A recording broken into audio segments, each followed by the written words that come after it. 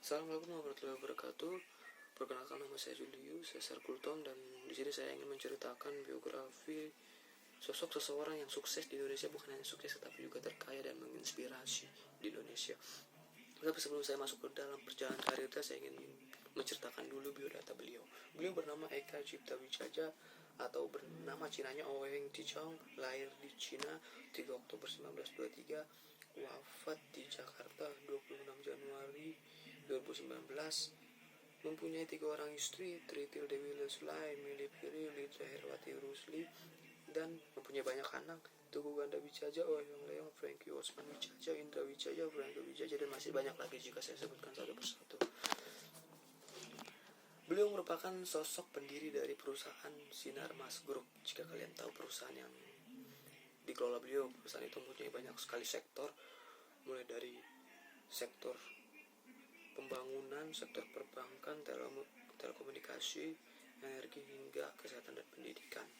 Tetapi sebelum perusahaan tersebut sukses, beliau mempunyai perjalanan karir yang amat menantang, yang amat lika-liku, yang saya rasa jika diceritakan sangat menginspirasi banyak orang. Karena beliau sendiri berlahir dari keluarga yang amat miskin, merantau dari Cina ke Makassar pada tahun 1932 dengan bekal $150, itu pun minjam ke rentenir. Jika kita tahu mungkin jika apa yang terjadi jika kita minjam ke seorang rentenir, bukan?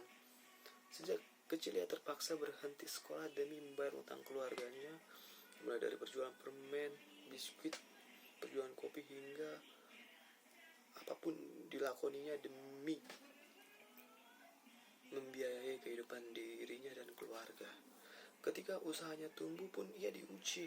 Ketika dagangan dijar oleh preman, oleh orang-orang yang tidak tahu diri, tetapi walaupun dia bangkrut, tidak mengurangi semangatnya untuk tetap berusaha, untuk tetap bermimpi dan mencapainya. Walaupun hanya lulusan SD, tak menyurutkan niatnya untuk usaha. Ia kembali berjualan permen hingga gula.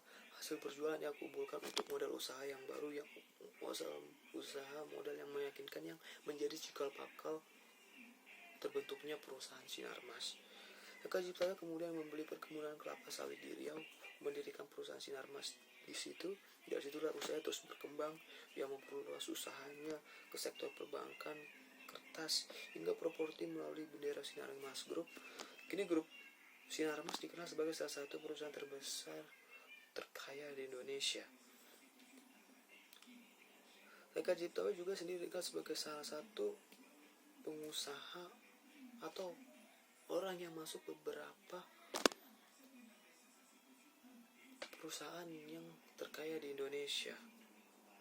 Bahkan pada tahun 2018 majalah Globe Asia menafsirkan kekayaan Eka Cipta Wijaja itu sekitar 195,7 triliun rupiah.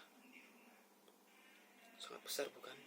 Tetapi kita bukan fokus pada dikaya tersebut, tapi kita fokus pada menginspirasinya, dimana pada hanya lulusan SD bisa membuat perusahaan Sinarmas terkenal, bahkan terkaya di Indonesia. Ini membuktikan bahwa bukan hanya dia yang bisa, tapi kita juga. Tetapi pertanyaannya, apakah kita mau berjuang seperti yang dilakukan beliau, atau kita hanya tidur melanjutkan mimpi beliau, atau bukan bangkit? Inilah yang menjadi pertanyaan, kita mau atau tidak. Untuk itu, biarlah biografi atau perjalanan karir beliau yang sudah saya ceritakan bisa menginspirasi banyak orang, termasuk diri saya sendiri. Bukan hanya banyak orang, tapi diri saya sendiri. Dan saya juga belajar bahwa orang sukses bukan berasal dari orang kaya juga, tetapi bisa berasal dari orang seperti kita, orang yang tidak punya tetapi bisa membuat nama Indonesia terkenal lewat perusahaan yang dia bentuk, lewat produk-produk yang dikeluarkan. Dan kiranya kita juga boleh mengikuti setiap perjalanan karir yang beliau lakukan. Inilah biografi yang saya ceritakan, dan terima kasih.